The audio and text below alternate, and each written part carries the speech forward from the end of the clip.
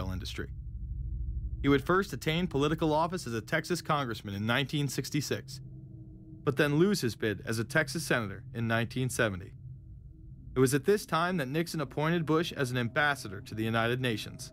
According to official accounts, Bush then began work with the CIA as its director in 1976. Evidence suggests that Mr. Bush and the CIA actually had a much longer-standing relationship. There are indications that he had relations to the CIA before. There's a very strange memo, and the name's George Bush. And when this was published, there was a lot of fuzzing of the issues, but given George H.W. Bush's strong connections with the Cuban community, I think there is a good chance that it was the George Bush we know, so that he did have a CIA connection. Bush left the CIA just under a year after his appointment. He is credited with restoring the agency's morale, as its image was being shattered by the Church Committee's revelations of the CIA's unauthorized activities involving assassinations and corruption. In reality, Bush was responsible for denying the Church Committee many of the documents it requested and making it impossible for them to do a thorough investigation. After his time as CIA director, he devoted himself to becoming the next president of the United States. Many people within his own party did not like his globalist ties. Along the campaign trail, Bush continually had to explain his association with the group. You know J.R. Ewing in the show Dallas? J.R. is a member of the Trilateral Commission, I think. It's got to be because it's so bad. Let me tell you something. I used to be a member of it. I resigned, as I did from every business thing I was in, to concentrate on one thing, running for President of the United States. Ronald Reagan initially had no interest in having Bush as his running mate. Even then presidential candidate Ronald Reagan had questions. I would suggest that maybe Mr. Bush would clear the air if he'd tell us why he resigned. Reagan's backers then forced him to choose their intelligence frontman, George H.W. Bush, as his vice president. But in spite of last year's campaign rhetoric, all seems to be back to normal between George Bush and his old colleagues. And President Reagan, who is relying on many of these powerful business leaders to make his economic package work, will host commission representatives at the White House Monday. After Reagan's election, there was an attempt on his life, just 69 days into office. Astoundingly, Bush would again be connected. So just who is John Hinckley, Jr.? When he left this neighborhood 8 years ago, he was, by all accounts, well-liked and seemingly normal. This donut shop near the motel was visited by Hinckley, who reportedly waited for a phone call here each day, even though he had a phone in his motel room. The nature of the calls is not known. A touch of irony. The young man walking with the elder Hinckley is 30-year-old Scott Hinckley, John Jr.'s brother. He and Vice President Bush's son, Neil, are friends. They had planned to have dinner together in Denver tonight. The plans have been canceled.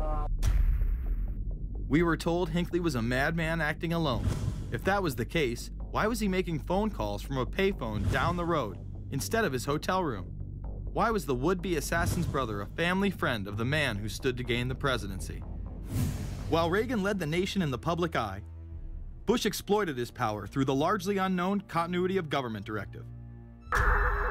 In the United States federal government, there is a super-secret agency which controls this shadow government. The National Program Office allowed Bush and his network to attain executive emergency powers. Ronald Reagan authorized the National Program Office when he signed a top-secret directive in 1982. Oliver North was one of the key officers responsible for the program's startup. Under the NPO's direction, 4 agencies were charged with execution of the Doomsday Plan: the CIA, the Departments of State and Defense, and the Federal Emergency Management Agency. An effort was being made to consolidate continuity of government programs across several major departments of the government under one office. After 8 years of secret wars, covertly sponsored revolution and assassination had advanced globalist interests and allowed Bush to achieve his lifelong dream by becoming the 43rd president of the United States. The fall of the Soviet Union left the United States as the sole superpower in the world. The Wolfowitz Doctrine stated, "We must maintain the mechanism for deterring potential competitors from even aspiring to a larger regional or global role." The New World Order was on display with the First Gulf War and the creation of a European Union. After losing to his crony Bill Clinton, he faded into the background as the agenda for a new world order marched forward. After 1989, President Bush said, and it's a phrase that I often use myself, that we needed a new world order. We have just exposed many of the globalist operations, including drug dealing, funding terror, dealing arms, and taking over the United States government by stealth. Whenever these agendas were threatened, those who opposed them ended up dead.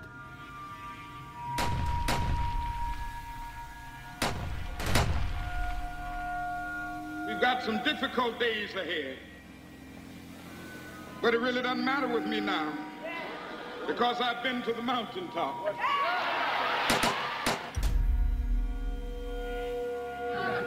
My thanks to all of you, and now it's on to Chicago, and let's win there. Thank you very much. Gave a paper about all three of the big assassinations in the 60s, which was John F. Kennedy, Bobby Kennedy, and Martin Luther King. And there are certain common denominators. I call these events deep events. We've become accustomed to the idea that every now and then something is going to happen, and we just know from the beginning we're not going to get to the bottom of it. And the more they happen, the more reconciled we've become to this state of affairs. In 1978, the House Select Committee on Assassinations could not ignore there was a conspiracy in regards to the assassination of John F. Kennedy and Martin Luther King Jr. Good evening.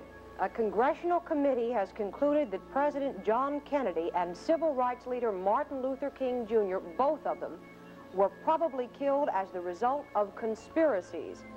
The House Assassinations Committee wound up its 2-year study by recommending that the Justice Department look into both cases. In the assassination of Dr. Martin Luther King, the committee concluded the likelihood of conspiracy. The committee's summary of findings says President Kennedy was probably assassinated as a result of a conspiracy, that its evidence establishes a high probability that 2 gunmen fired at the motorcade.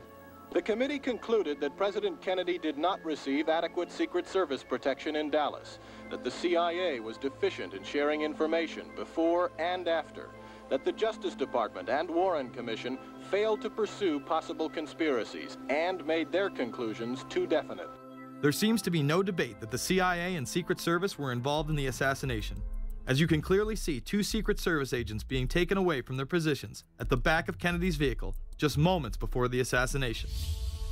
And no matter what you believe about Oswald, it has now been declassified that Oswald was trained by the CIA in 1957 under the cover of the Office of Naval Intelligence. These political assassinations continue to this day.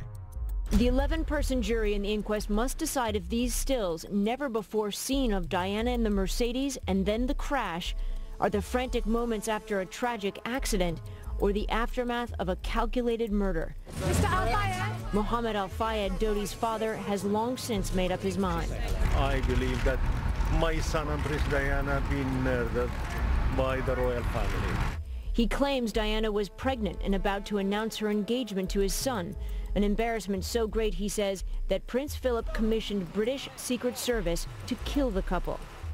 Assassination is an option when the ruling class can identify an enemy who cannot be compromised. But how do they bend the population's will to do their bidding?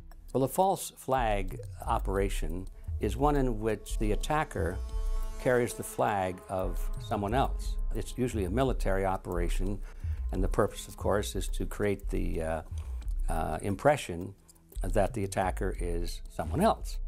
They want to create negative public opinion against the nation whose flag was being used.